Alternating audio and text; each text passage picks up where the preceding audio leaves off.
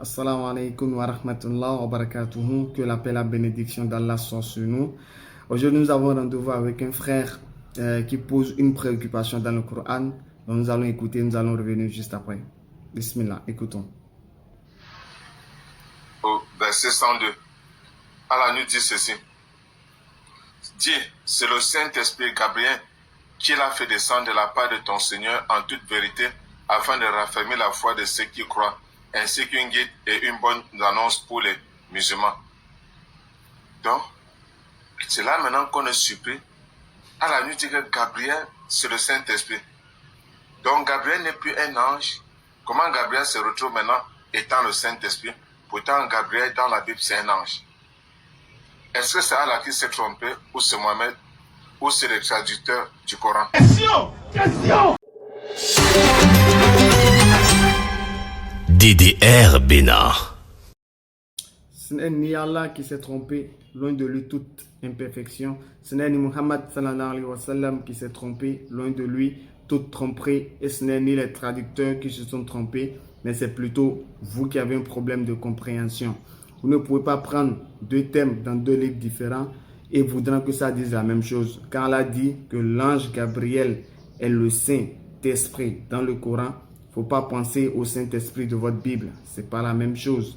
D'accord? Et si Allah désigne l'ange Gabriel, Allah n'a jamais dit que l'ange Gabriel est devenu esprit. Allah n'a jamais dit ça. Jamais de la vie. Maintenant, l'ange Gabriel, de par sa nature, il est un esprit.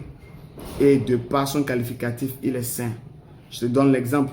Dans la Bible, dans Luc 24, verset 39, Jésus-Christ dit « Car un esprit n'a ni chair ni os, alors que Gabriel, il n'a ni chair ni os. » Donc, celui dit « L'ange Gabriel, il est un esprit, selon ta propre Bible. » Ensuite, de par son qualificatif, les anges sont saints. C'est pourquoi dans Actes des Apôtres 10, verset 22, lorsqu'on a posé la question et que les apôtres devaient répondre sur l'ange qui est venu parler à Corneille, ils ont dit quoi? Écoute très bien, Actes des Apôtres 10, verset 22.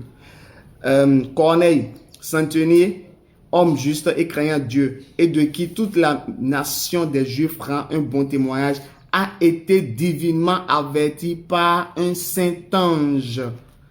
Il a été averti par un saint ange. Jésus lui dit, les anges sont saints, de par les qualificatifs. Parce que ce ne sont pas des hommes, ils ne commettent pas des péchés. Mais les hommes commettent des péchés, et les hommes sont souillés. Alors que les anges ne commettent pas de péchés, ils sont saints. Donc, quand Allah désigne l'ange Gabriel et dit il est l'Esprit Saint, ou le Saint-Esprit, cela n'a rien à voir avec le Saint-Esprit que tu penses. Allah est en train de montrer le qualificatif de l'ange Gabriel. De par sa nature, il est esprit, et de par son qualificatif, il est saint. Il n'y a pas de problème, je te donne les versets dans la Bible.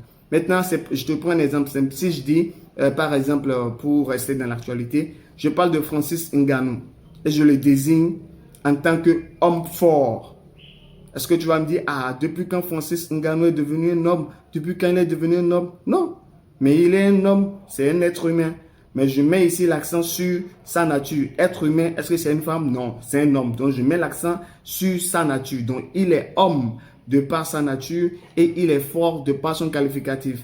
Est-ce que cela veut dire que je parle d'une autre personne? Quand je désigne Francis Ngannou par un homme fort, je parle d'une autre personne? Non. Donc, quand Allah désigne l'ange Gabriel par le Saint-Esprit, il est saint de par son qualificatif et l'esprit de par sa nature. Est-ce que ça fait référence à une autre personne? Non.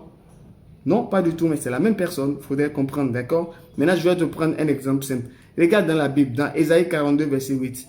Qu'est-ce qui est écrit? Je suis l'Éternel, c'est là mon nom. Dans l'Éternel, Dieu dit son nom, c'est quoi? Dieu dit son nom, c'est l'Éternel. Mais regarde Marie, dans Luc 1, verset 46 à 49. Marie parlant de Dieu, elle dit quoi? Marie dit, son nom est saint. Marie dit son nom, le nom de Dieu, son nom là c'est saint. Donc selon Marie, le nom de Dieu c'est quoi? C'est saint. Alors que selon Dieu, son nom c'est qui? Son nom c'est l'Éternel. Donc si on veut raisonner comme vous, je vais dire, ah mais depuis quand l'Éternel est devenu saint? Depuis quand il est devenu saint? Et je vais te poser les mêmes questions que tu as posées, tu vas voir. Je vais dire, est-ce que c'est Dieu qui s'est trompé sur son nom? Est-ce que c'est Marie qui s'est trompée sur son nom? Ou bien est-ce que ce sont les traducteurs de la Bible qui se sont trompés sur le nom de Dieu? Donc, essaie de répondre, tu vas comprendre que ce que je dis, c'est logique et c'est vrai. Donc, Allah Azza wa Jal, l'ange Gabriel, il est esprit saint, esprit de par sa nature et il est saint de par son qualificatif. Donc, j'espère que vous avez compris. Si vous avez aimé la vidéo, n'hésitez pas à la liker, à vous abonner, à commenter, à activer la cloche de notification pour ne manquer aucune de nos prochaines vidéos. Sur ce, Faisal DDR Bénin représentant. Salam alaikum wa rahmatullah wa barakatuh. À la prochaine, Inch'Allah.